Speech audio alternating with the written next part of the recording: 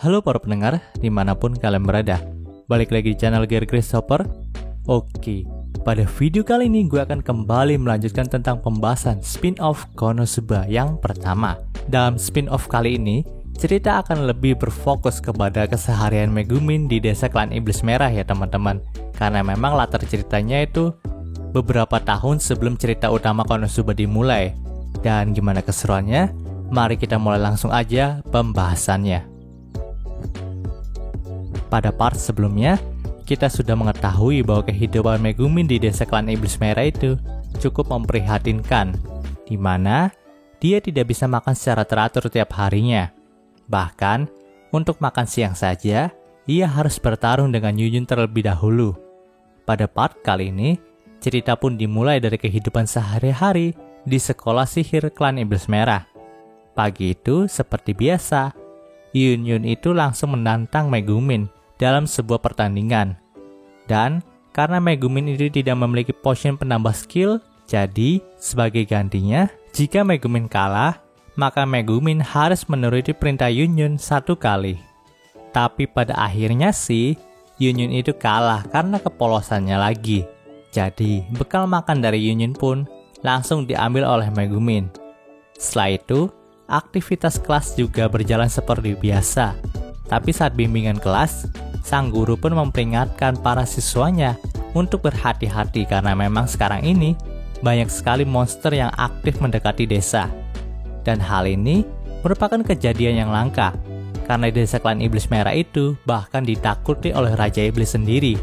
Jadi desa ini selalu bebas dari monster. Tapi kenapa sekarang banyak sekali monster yang mendekati desa? Dan para tetua desa sendiri sedang menyuruh para hikikomori untuk menjadi pasukan pemburu dan penjaga desa secara dadakan, agar mereka tidak nganggur di rumah aja. Panel cerita pun berpindah ke perpustakaan. Di sini, Megumin ini sangat senang membaca tentang buku Rhodes Siliar, yang ceritanya menceritakan kedatangan Raja Iblis palsu. Sedangkan Yunyun itu sedang membaca buku tentang pertemanan. Tapi tak disangka, Funifura pun datang kepada Yunyun dan berkata Yunyun itu tidak usah membaca buku tentang pertemanan lagi untuk mendapatkan seorang teman. Karena sekarang Funifura ini bisa menganggapnya sebagai teman. Mendengarkan hal itu, tentu saja Yunyun pun sangat senang. Begitu juga dengan Megumin yang sangat lega, karena akhirnya Yunyun bisa mempunyai seorang teman juga. Saat itu, tidak hanya Funifura saja yang menganggap Yunyun sebagai teman, tapi juga Dodonko. Bahkan mereka pun makan siang bersama. Dan di sini seperti biasanya, Megumin itu mengandalkan bekal makan siang dari Yunyun. Mereka pun selalu bersama saat beraktivitas di sekolah. Saat pulang ke rumah, Megumin dan Yunyun itu sempat bertemu dengan Buku Kori. Dan ternyata memang benar, Buku Kori lah orang hikikomori yang dimaksud guru mereka yang dimanfaatkan untuk menjadi penjaga desa saat ini. Setelah sampai di rumah, Megumin pun langsung disambut oleh Komeko yang berkata bahwa tadi ada wanita cantik yang ingin memesan alat sihir buatan ayah mereka. Tapi Komeko itu bilang bahwa sepertinya wanita itu telah salah rumah, karena tidak mungkin ada yang mau memesan alat sihir dari ayah mereka.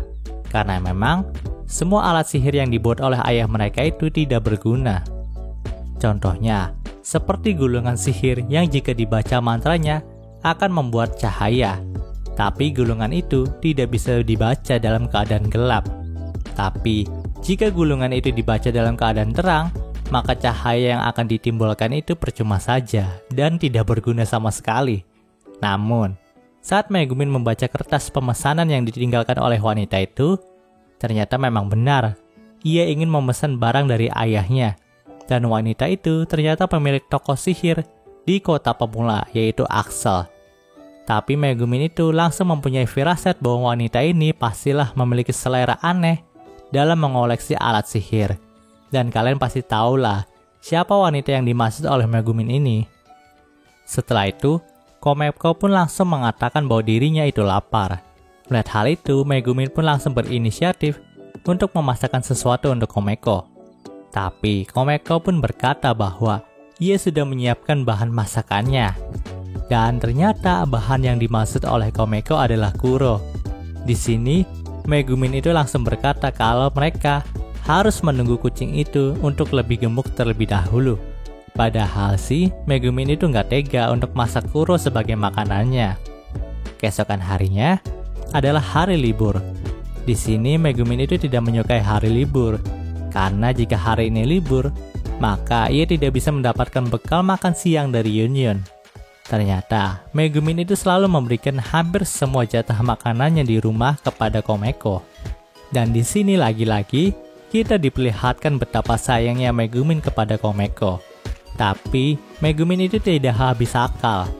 Di sini, ia pun akan menyuruh Komeko untuk meminta kebaikan para tetangga mereka.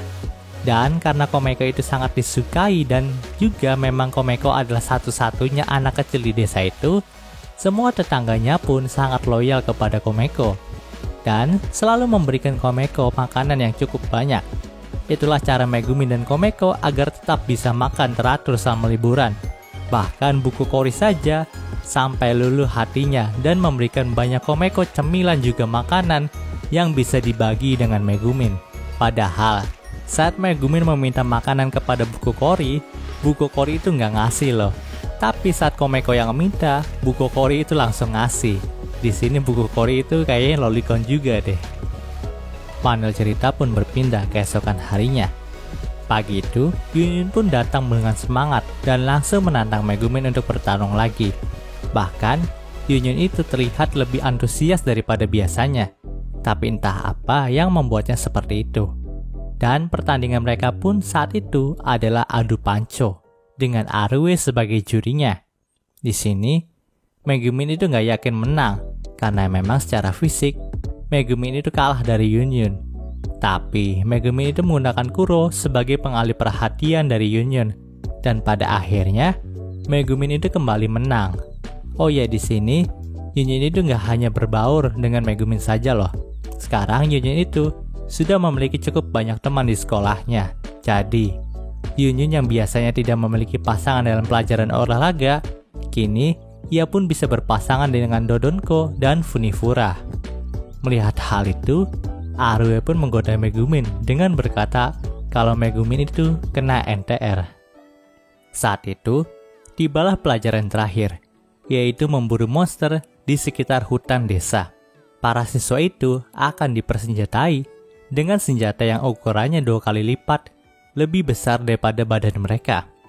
Melihat hal itu, para murid yang Chunibyo pun bergaya kalau mereka itu tidak bisa mengangkat senjatanya. Tapi di sini, Yunyun itu berkata kalau sebenarnya semua senjata di sana itu terbuat dari kayu yang dilapisi oleh besi saja. Jadi senjata itu ringan dan bisa diangkat dengan satu tangan. Melihat sikap normal Yunyun, sang guru pun memberikan pengurangan 20 poin kepada Yunyun.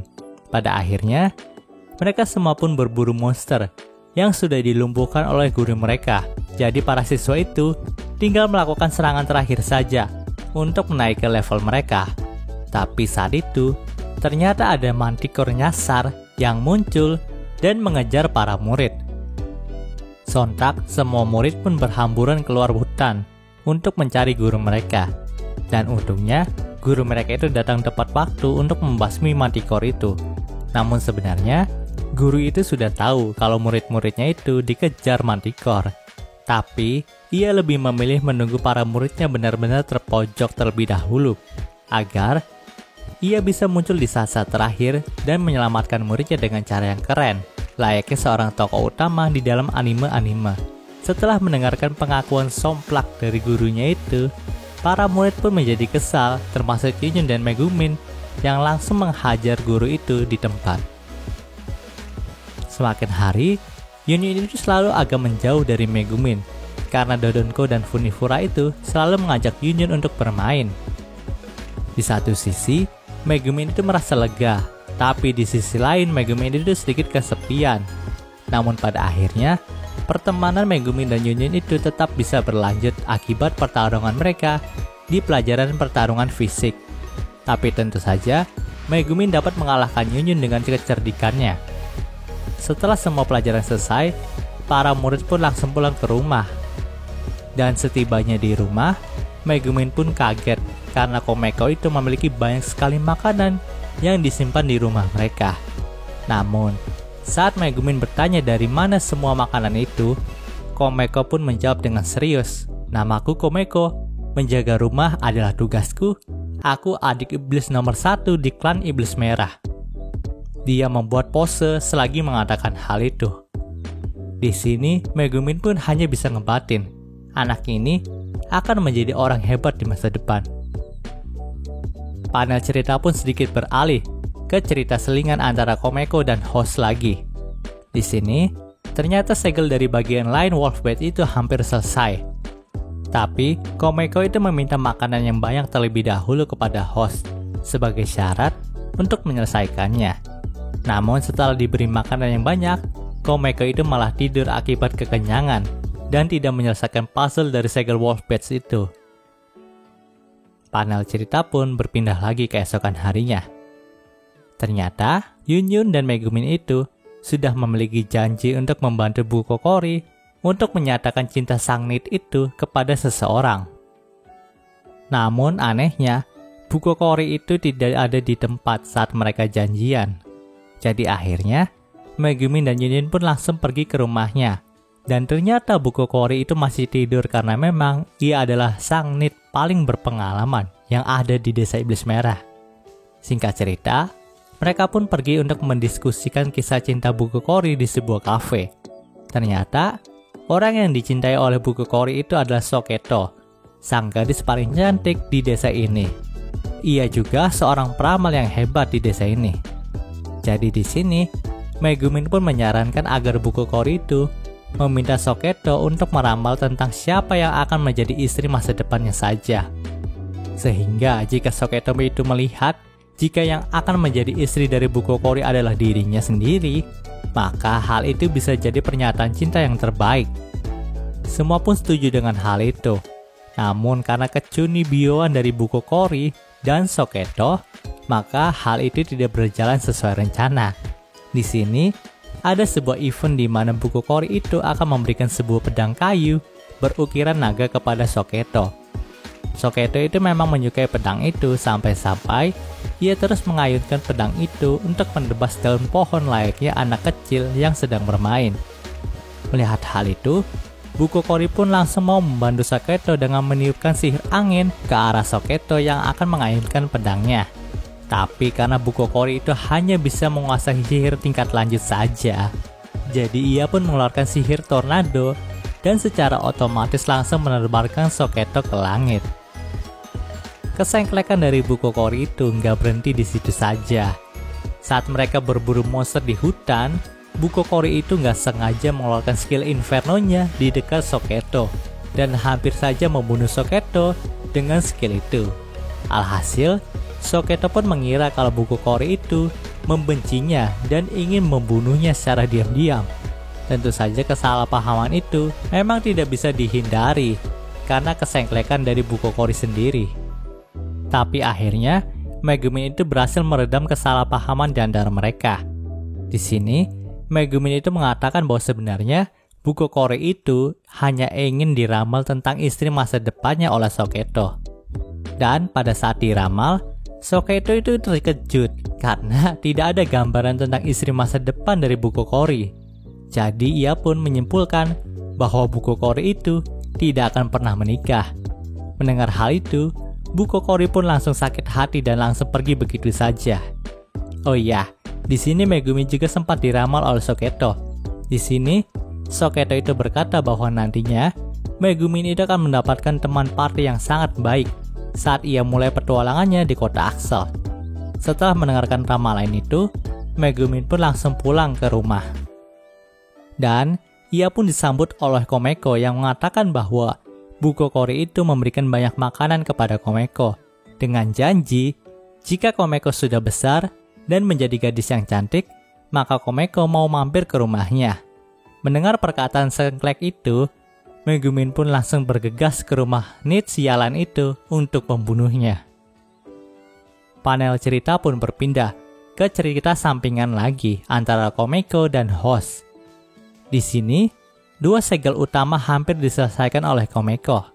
Tapi karena Komeko itu lapar, jadi host pun berniat untuk berburu daging monster yang bisa dimakan oleh Komeko. Dan Komeko itu ikut berburu monster bersama host.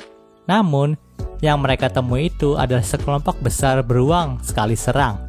Dan karena jumlah yang sangat banyak itu, jadi host pun memilih untuk mundur saja dan memilih buruan yang lain. Tapi dengan santainya, Komeko itu langsung mendekati sekumpulan beruang sekali serang itu dengan tatapan yang lapar. Seakan-akan Komeko itu ingin memakan mereka semua. Dan tentu saja host pun langsung panik dan langsung membawa Komeko pergi dari sana. Dan cerita di part ini pun berakhir. Oke, mungkin segitu dulu pembahasan spin-off Konosubanya kali ini. Jika kalian suka video ini, jangan lupa untuk like, komen, dan juga subscribe ya. Dan juga share, agar gue lebih semangat lagi dalam membuat video dalam channel ini. Terima kasih telah mendengarkan sampai titik ini. Gue Gary Christopher, dan signing off.